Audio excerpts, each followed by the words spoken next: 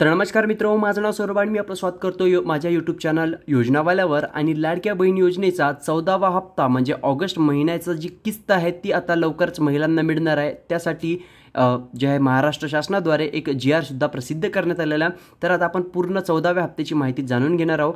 तर बघा, मुख्यमंत्री माझी लाडकी बहीण योजनेसाठी जो आहे 14वा हप्ता जो आहे ऑगस्ट महिन्याचा हप्ता आहे, त्याच्यासाठी सरकार म्हणजे शासनाद्वारे 3,960 कोटी इतका निधी मंजूर करण्यात आलेला आणि आता लवकरच महिलांच्या बँक खात्यांमध्ये म्हणजे येत्या 2 ते 3 दिवसांमध्येच महिलांच्या बँक खात्यामध्ये ही जी आहे रक्कम जमा व्हायला सुरू होतील। आता खूप साऱ्या महिलांना कन्फ्युजन असं होतं की त्यांना 14वा अधिक 15वा हप्ता दोन्ही सोबत मिळणार होता। तर तसं काही नाही आहे, आता फक्त तुम्हाला 14वाच हप्ता मिळतोय, 15वा हप्त्याचा अजून काही अपडेट आलेला नाही आहे। ठीक आहे, तर या GR मध्ये आणखी एक त्यांनी मोठी गोष्ट अशी दिलेली आहे, तुम्हाला इथे दिसत असेल खाली की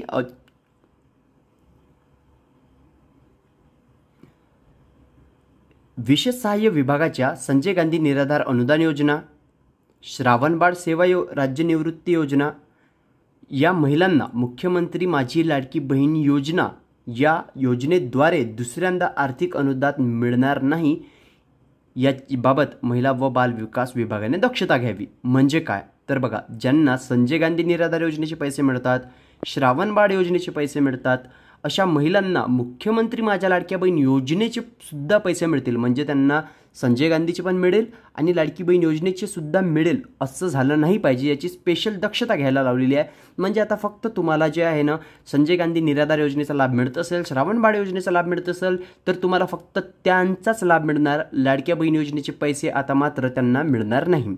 ठीक आहे, तर हाच एक अपडेट होता जो तुमच्यासाठी आलेला आहे। हा GR ची लिंक मी तुम्हाला डिस्क्रिप्शनमध्ये देऊन देईल, जिथून तुम्ही हा डाउनलोड सुद्धा करू शकता।